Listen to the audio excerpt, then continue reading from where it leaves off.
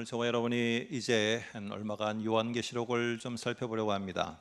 근데 오늘 요한계시록을 볼 때 먼저 우리가 염두에 두면서 서론에 밝히고 있는 한 구절을 주목해 보고자 합니다. 그것은 다른 것이 아니라 오늘 이 요한계시록이라는 이 서신을, 편지를 누구에게 보내며 어떤 사람들이 받고 있는가 하는 것을 명확하게 언급해주는 1장 4절서부터 한번 생각해 보려고 합니다.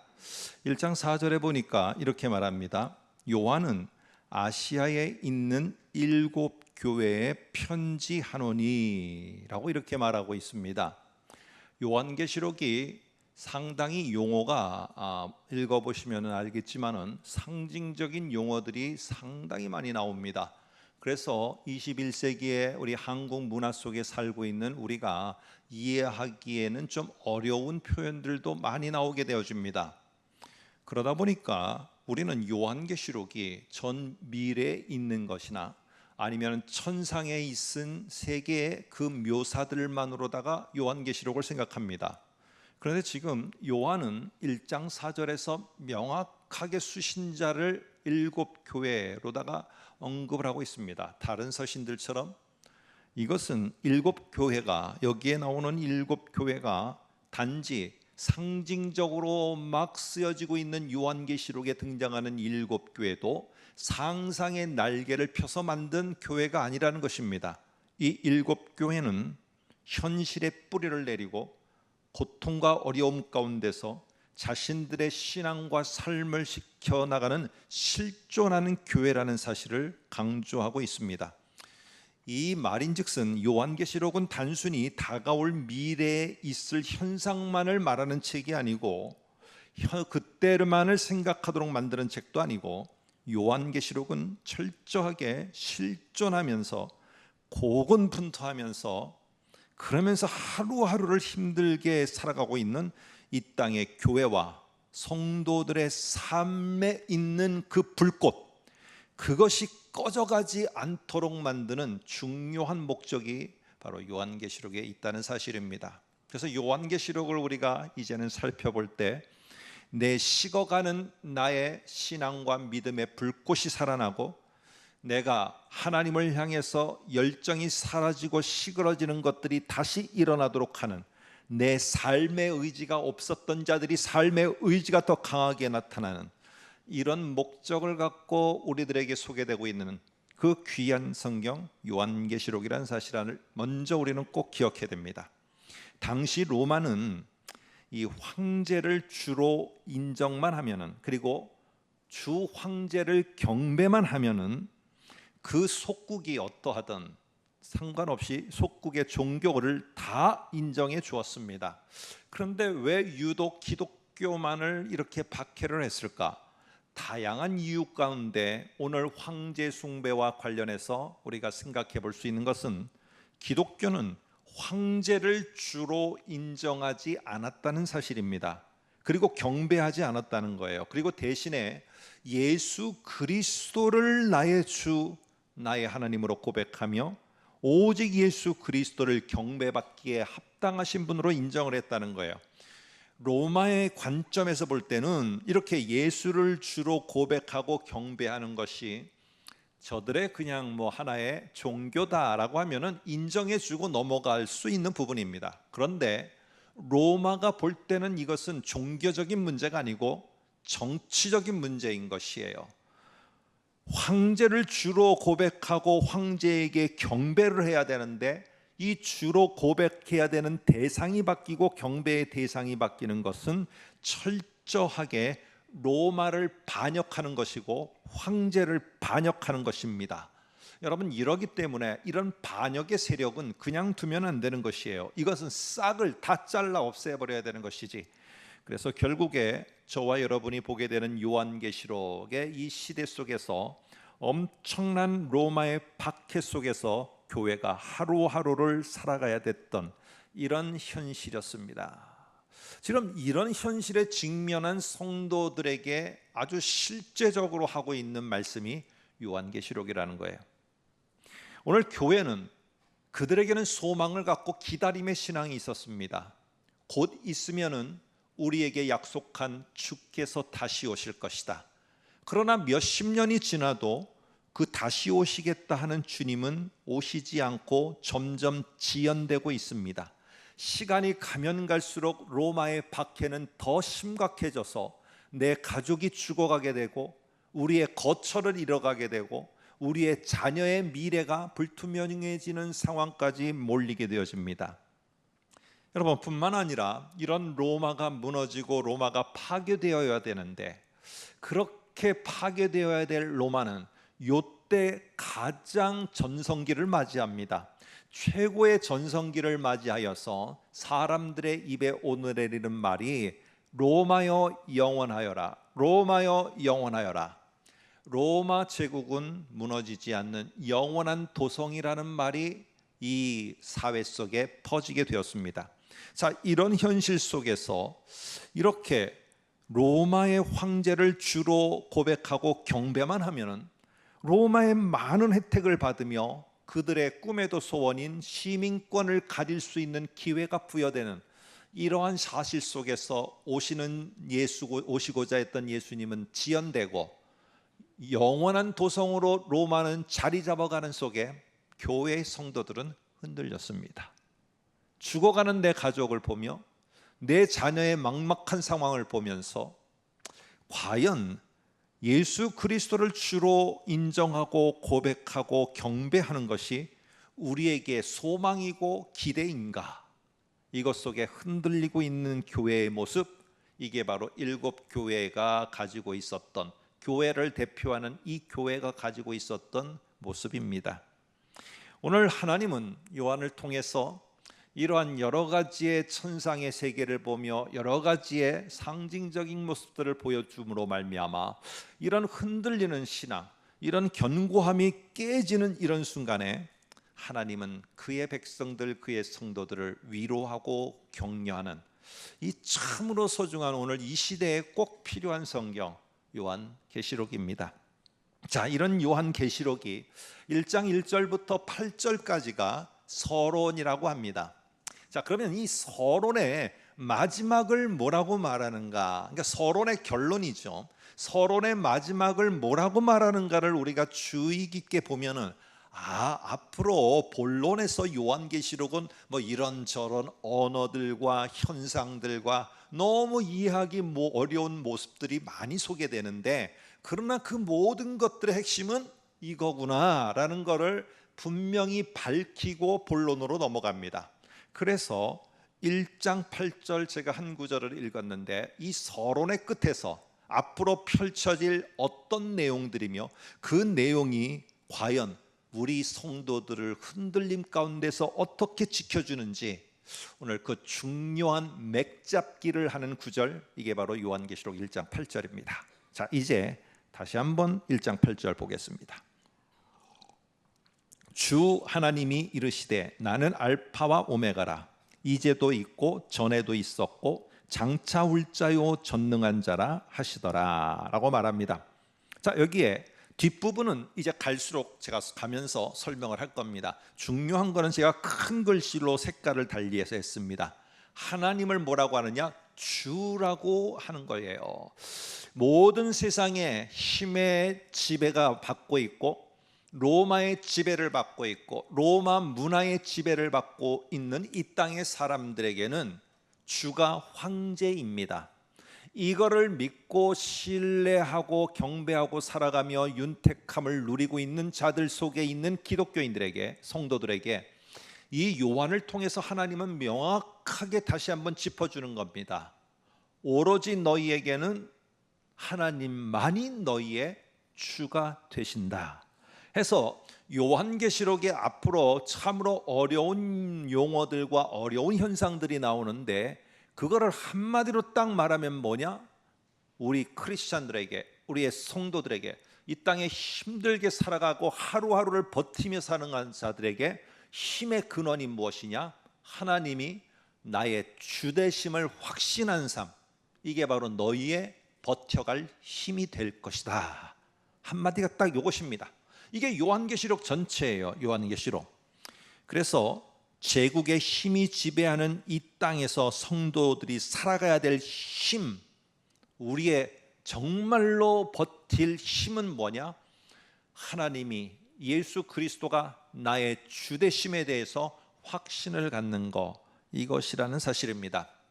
자, 이 이야기를 그래서 요한계시록을 보면은 주 하나님이라는 표현을 아주 심심치 않게 앞으로 전개되면서 많이 표현하게 되어집니다. 우리가 한번 2장과 3장은 7교회, 지상의 교회들에게 이제 하는 말씀이었어요.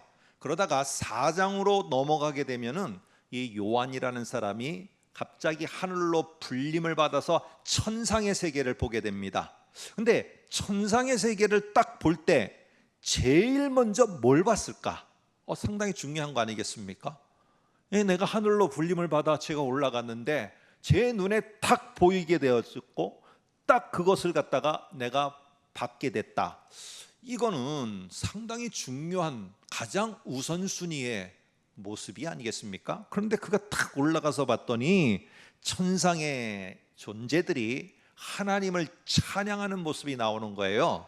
그리고는 그 찬양하는 모습 가운데 가만히 보니까 이 천상의 존재들이 하나님을 찬양하는 내용이 들리는 겁니다. 뭐라고 그 하나님을 찬양하는지 4장 8절을 한번 보겠습니다. 4장 8절에 보니까 이런 내용들이 찬양 내용 속에 있는 겁니다. 거룩하다 거룩하다 거룩하다 주 하나님. 이 말을 전도하면 어떻게 되느냐? 주 하나님은 거룩하시다 거룩하시다 거룩하시다. 이거를 3번을 강조해요. 그러면서 곧이라는 말이 나와요. 주 하나님이 거룩하시다라는 게 뭘 말하는 거냐? 바로 전능하신 이고 전에도 계셨고 이제도 계시고 장차 오실 자라는 거, 이게 바로 거룩하시다라는 말이다 라고 하면서 다시 한번 주 하나님에 대한 우리의 확신이 얼마나 중요한가를 말을 해줍니다. 여기에 제가 여러분과 함께 거룩이라는 단어를 아주 수도 없이 설교 시간에 했어요. 거룩이라는 말을 우리는 쉽게 하지만은 무슨 뜻입니까? 라고 물으면은 그게 거룩이죠 라고 밖에는 안 해요. 그러나 이제 우리는 안 그래요. 거룩은 특별하다, 구별되다, 다른 말로 하면은 다르다라는 말이에요. 그래서 거룩하다 거룩하다 거룩하다 주 하나님은, 우리가 믿는 주 하나님은 특별하신 분이고 다르신 분이다. 근데 우리의 하나님이 다르다는 게 뭔 내용이냐?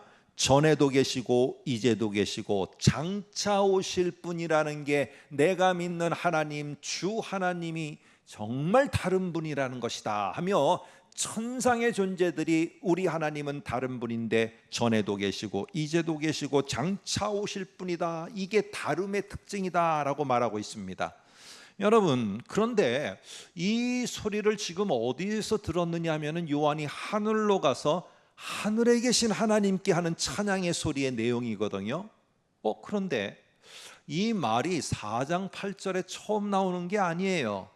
1장 4절 8절을 한번 보면은 이 땅에서 지금 교회들과 관련돼서 말할 때도 이 요한이 이 말을 하게 됩니다. 한번 보세요.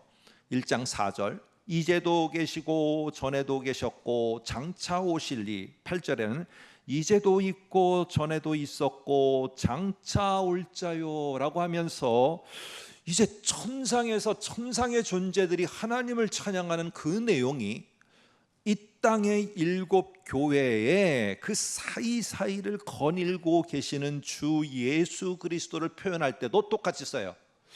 이게 그러면 천상에 하나님을 나타내는 건지 이 땅에 있는 예수 그리스도를 나타내는 건지 뭘 말하는 걸까? 이 의도는 바로 천상에 계시는 그 하나님이 곧 이 땅에서 교회를 구석구석 돌보고 있고 7 별이 상징하고 있는 교회의 지도자와 그 성도를 오른손으로 꽉 붙들며 그를 갖다가 빼앗기지 않으려고 애쓰고 계시는 그 하나님, 그 하나님이 천상에 계시는 그 하나님과 동일한 분이시다 라는 것을 말하고 있습니다. 그래서 이 천상에서 경배받기에 합당하신 그분이 지금 어디에 계시느냐? 천상에 앉아서 딱 앉아서 그 경배만 받고 있는 게 우리 주 하나님이 아니라는 거예요. 이 힘들고 박해 가운데 내 가족들을 잃고 삶의 터전을 잃고 혜택도 없이 이런저런 속에 땅 속에서 살아가야 되는 내 삶 속에 지금도 곁에서 거닐면서 오른손으로 나를 붙잡아주고 그 당신의 교회의 불꽃이 꺼질까 봐 그냥 노심초사하면서 애쓰고 힘쓰며 몰두하고 계시는 분, 이 현실에서, 이 실존에서, 그게 바로 우리 주 하나님이다. 내 옆에서 이렇게 함께하는 그 하나님을 깨닫고 확신하는 게 결국 너희를 이 땅에서 살아가게 하는 동력이 될 것이고 힘의 근원이 될 것이라는 것을 강력히 말하면서 오늘 요한계시록은 이런 하나님을 앞으로 계속 펼쳐가면서 소개해 갈 것입니다. 이 현실 속에 실존 가운데 개입하셔서 우리와 함께 싸우시고 우리 곁에서 움직여 가시는 그 하나님을 소개할 겁니다. 그래서 다름의 특별한 하나님이 나의 주되심은 바로 저 로마 그리스 신화에 나오는 신들처럼 신전에 앉아서 그냥 가만히 앉아 있는 그런 신들과는 다름의 우리 주 하나님이에요. 저 왕자에 앉아서 그저 통치만 하고 있는 주라고 사람들에게 호칭을 받고 있는 황제와는 다른 우리의 주 하나님이에요.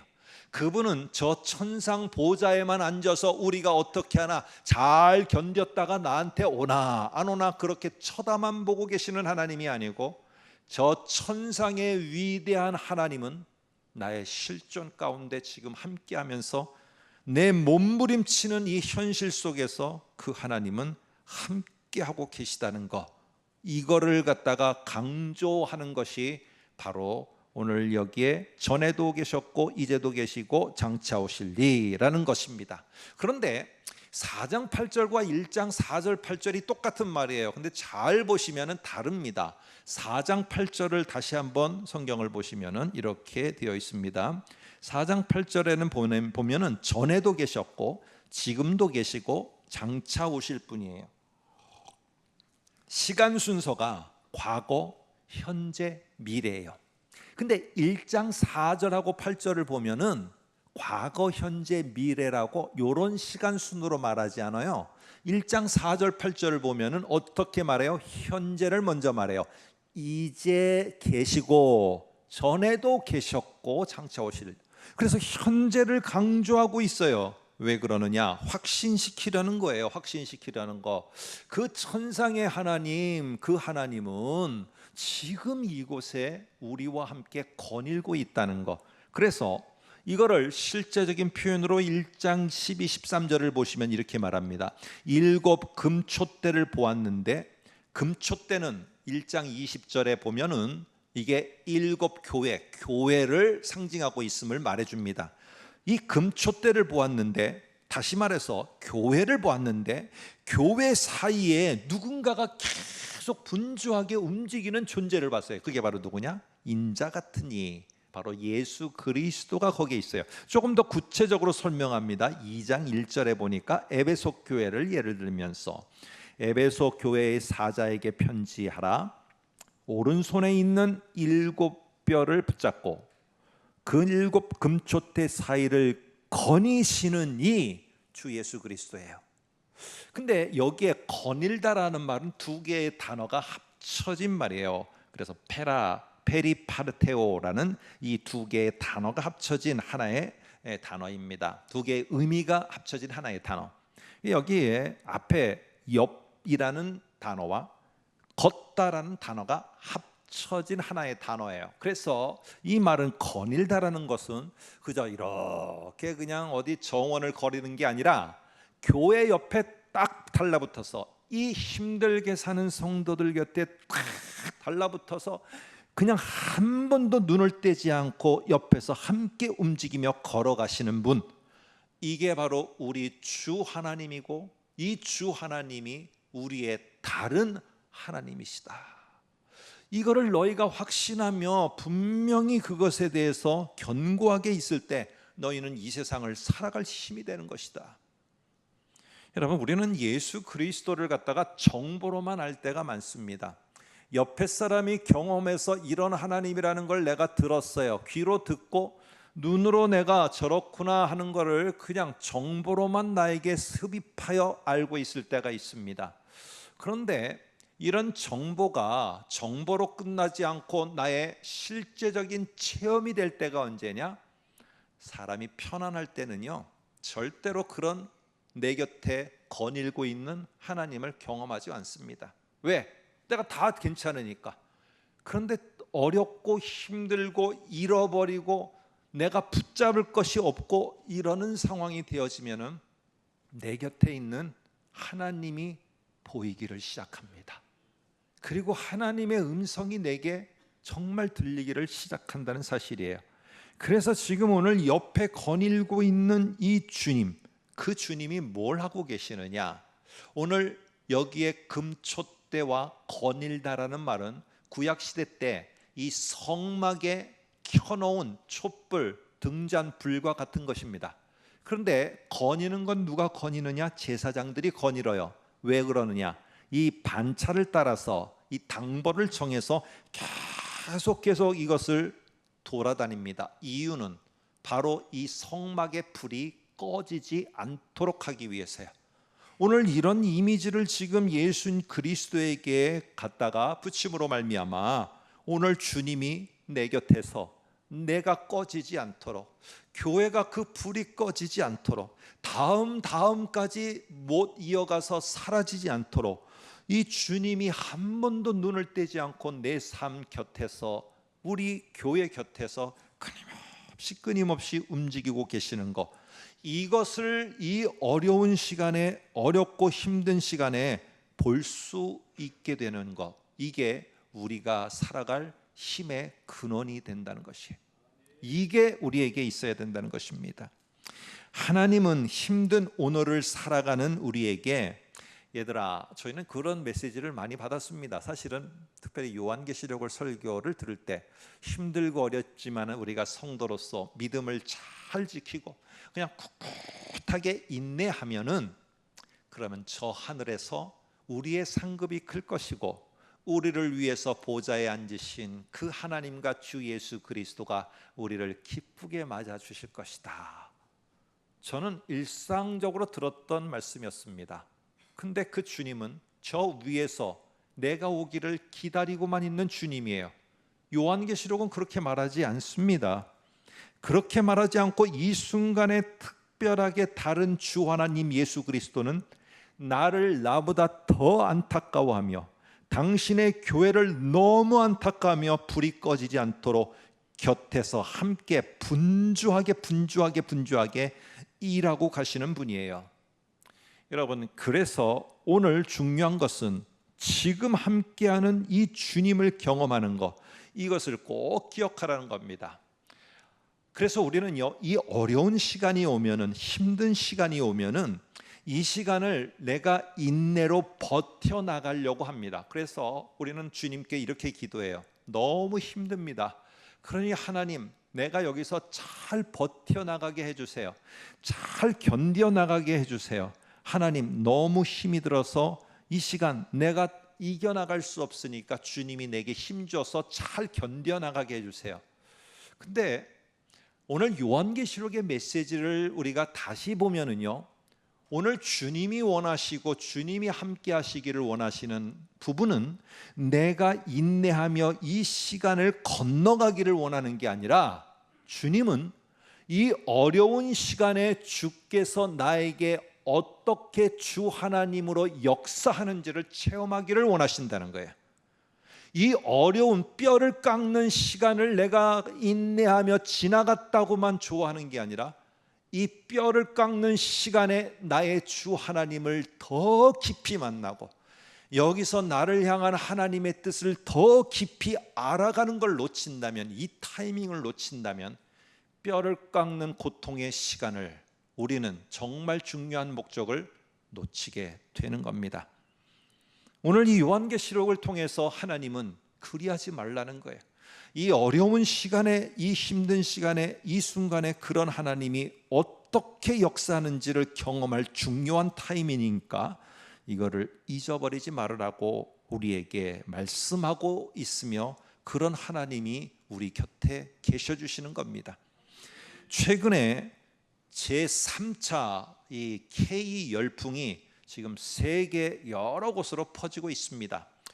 특별히 K 콘텐츠와 K 문화가 주도를 하고 있는 것 같습니다. 거기에 플러스로 K 방, 국방, 등등 이런 것들이 있는 것 같습니다. 그런데 가장 최근에 여러분이 아는 것처럼 아마 이번 주에 개봉을 할 킹 오브 킹스라는 이 한국에서 제작한 애니메이션이 있습니다. 그냥 전체가 다 어떤 한 소설을 각색해서 만든 거지만 예수님의 이야기입니다. 근데 이 애니메이션, 예수님의 이야기를 만든다고 했더니, 그래서 이거를 저기 헐리우드 미국에 진출시키겠다고 했으니, 과연 이 예수의 이야기를, 뻔한 이야기를 애니메이션에서 미국 시장에다 내놓는다고 했을 때 투자하는 사람이 없었습니다. 투자하는 사람이 없어서 정말 고군분투하며 이 사람들이 함께 하다가 전문가들도 떠나서 한 감독이 제작도 하고 시나리오도 만들고 애니메이션 제작까지 함께 하면서 정말 만들었어요, 크리스찬이. 그래서 결국에 그것을 미국 시장에 내놨습니다. 예전에 한국에 만들었던 기생충이라는 이 영화를 넘어서는 일이 벌어졌어요. 그러면서 단 게 아니라 지금 예수의 정신을 담은 각색된 영화가 아니라 예수의 스토리 자체를 지금 만든 애니메이션인데 엄청나게 지금 인기를 끌고 있습니다. 그 상영하는 상영관의 횟수가 아마 최고에 도달하는 것 같습니다. 상상할 수 없는 일, 이런 K문화가 돼서 제가 기억하기로는 정확하지는 않습니다만 그 4월경인가 특별히 이 프랑스의 공영방송에서 이 K에 대해서, 한국에 대해서 특집으로 좌담회를 하는 경우가 있었습니다. 제가 본 거는 좌담회 2부의 영상이었습니다. 그 중에 이 한국 문화에 대해서 말하는데 특별히 영화와 관련돼서 이 사회자가 질문을 했습니다.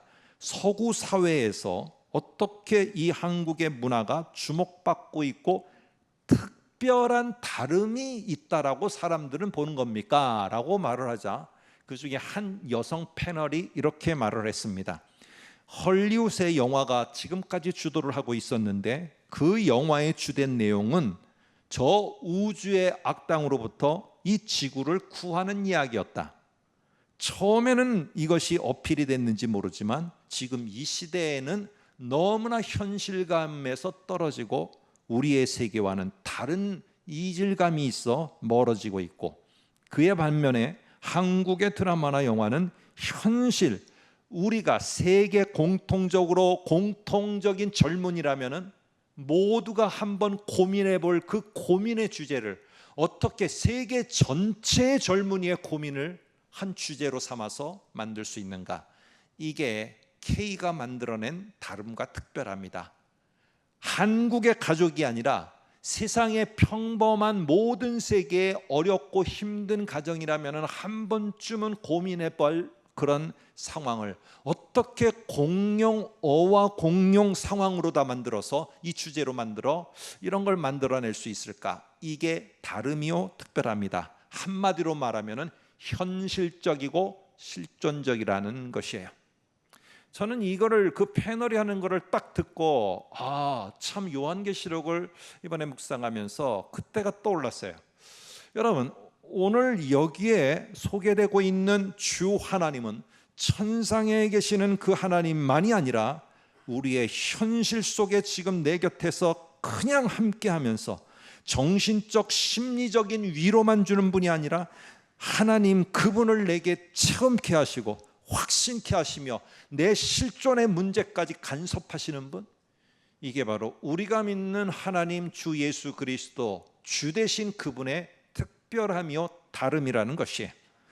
이걸 확신 가져야지 우리가 이 세상에서 힘의 논리가 지배를 하고 있고, 그리고는 제국과 같은 큰 덩어리가 모든 것들의 힘의 근원이라고 여기고 있는 이 세상에서 성도로서 빈약해 보이지만 살아갈 수 있는 근원이 됩니다.